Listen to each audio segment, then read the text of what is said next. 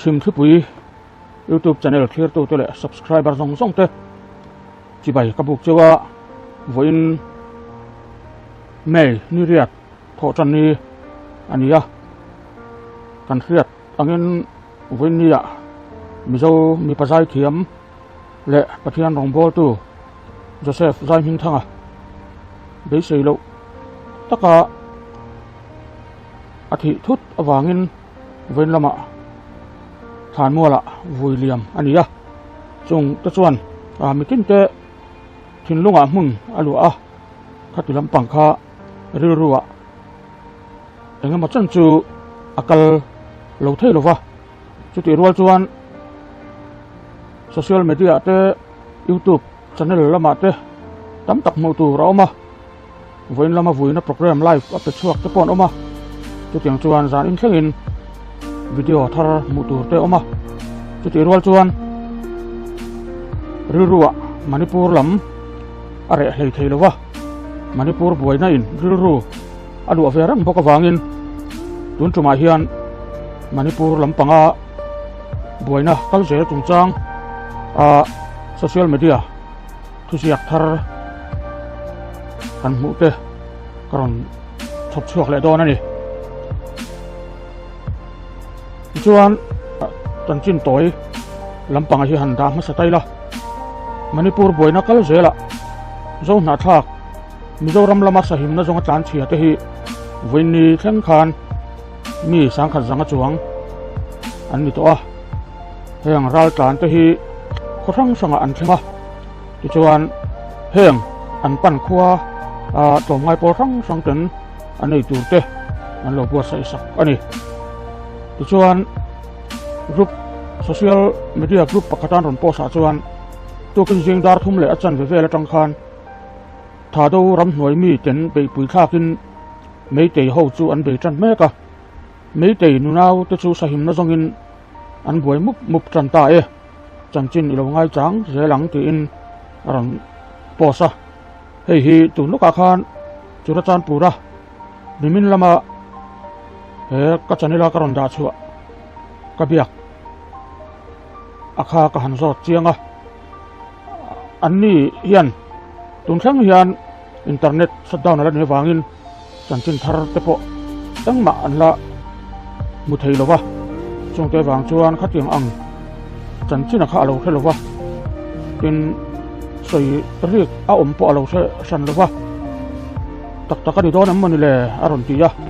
oye ban roi thak tak ma hin una hian Manipur kan thisen zo zo ha thak te swan hun chi bai om zan lu ngai thak an tong le ka san an ne ya chung te chu an ya wangin he po si varin lo ngot po kha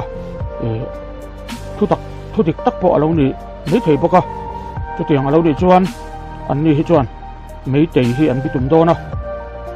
bo ruak hi em ang nge ni chho ze lang ti hi ngai tua ngam po ni in alang lova an la boi chho mek zel ani ya ti chuan mizo zong na thak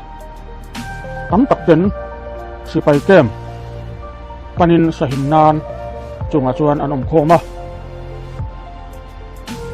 ti chuan hei social media lama an ron soidana chuan heng sipai kema om te po hi mei tei ho hian ral thuam nen an lu chil ni te poin an soya sipai ho hian an lo be let lem lo niom takani heti lai bo ruak ka hi voin lama te po khan chura chan pur lam impal lama kal tur te po an lo danga kong laka an le tir le ni te poin an tar langa ni sipai ho ten khatiang anga an hne na sahim na zonga tlan te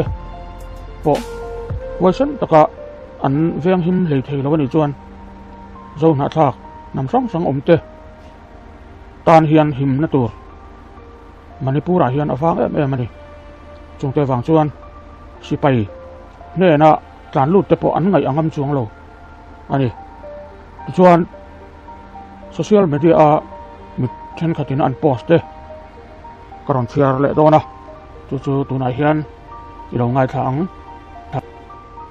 Gram Zero lamka atanga le khathon hi kan chiar ma sapiranga hi English in aron posa tuna ka chiar tura hi mi zo tonga lelin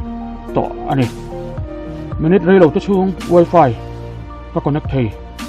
tin bularon tana te ni chu kan him amai ro chu mi tam tak an him lo new lam ka ni jan dar sari atanga jing lam dar thum le chan ve thleng khan pon chua ka piang an ka na laka kan him ram van doi thak takin tedim road a sipai ambulance a chuang nu pan hi le tlangwal pakhat chu ka hluman ni chura chanpur lam ka zan hi chungin mi zan hi le pakwaten liam an tura thizat po som le pan hi official hospital report angin an ni to ani infal ko puilama chuan kan mi te ko ki zo mi zo mar te chu an la tanga awan nei zual chu army kema sipai kema an kan lu tani ram takin an biru me ka pa hoten army kem an pan lain nu le nau te te chu inches khatte te in an chan som me ka thalai te chu anung chungin an hala no pangte mu lain in an hal saka biak in an ti thia a an hala pastor te an soisa ti te chu thudik ani heng hi chu 8,000 chok alani lamka chura chanpur atangin Indian army ten security cha tak noya mi te ho an la chuaka tu te main local mi te kut an tuar lo heng kara hian kan nu ho te an thata heti lai hian imfala kan mi te khoi chuak turin eng malak nama ala om lo thung am tak chu nu te helai dam doya en kol lo upate mi pale mi cheril tram te chu thi na hakin kotlai an riak bok ani heng kara hian mi tam ber state support le media control tu te chuan thu dik lo vordarin an ma ni jok chu harasat na tur tu victim ang main anin tar langa Manipur ko pui imfala mithizat le rok takachet na te chuan thil thendan a thil fi ber ome kan biakin le inte an suwa samhain mei te flek an tar masa a chuta mi an soisa a mi pui van tlang le police le mit huwa an ti hlunga nunaw te po motor tangan huk chuakin thi khop hialin an hai sa a official duty te me po ni ko fellow khopin kholaya kut an thak du pokani keini chuan kan nunna in chan himnan state sponsor communal program kan beilet mai chau ani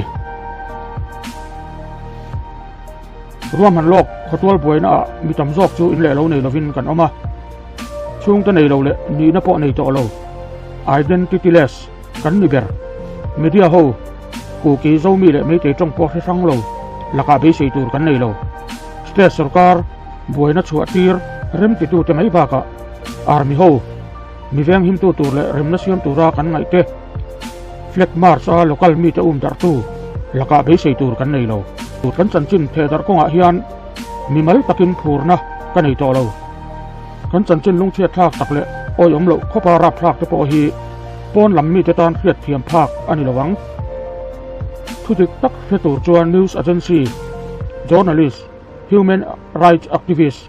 government official le midang ten an tuipuya a hmun ngai an ron tlo anga yang tundin hmuna media a thuan vordar dan hi keini tan chuan chete ma a oi tur om lo tear gas le silai muri kan rang ve a blank fire kan sia ke om le luwa ka te po kan rang ve boke tianga vuak le silai ko ma vuak po kan rang ve a silai hming nen lam kan sia a tul phat chuan ma se om zia ani chuang lo he thu in mu hian min tong tai pui ro u keini chuan in chis khat po lo turin kan bei sel don kan chan chin hi aral mai lo nan le thang thar te ma khu alo en theina turin kan bei sel don thi po kan thiang nakin loka chuan kan chan chin hi an soi to lawang ma se keini chuan bei se na nen kan bei sel don kan chan vo ani kan mi pui te tan tok mai se tin aron post ani tun loka anron post a chuan heti hian aron tar langa infala tanga YouTube and India News BJP control hian false news an thedar chur mai sia fire in ati chiat zo zai te protesters zo na thak ho ti vek ni in apuang sia zong na thak ho la lau le khurin games a choi tur nei lovin tui in tur nei lovin lau le khur in Windows po open ngam lovin an tom ani sia chura chan pur po curfew wifi rei lo te an neya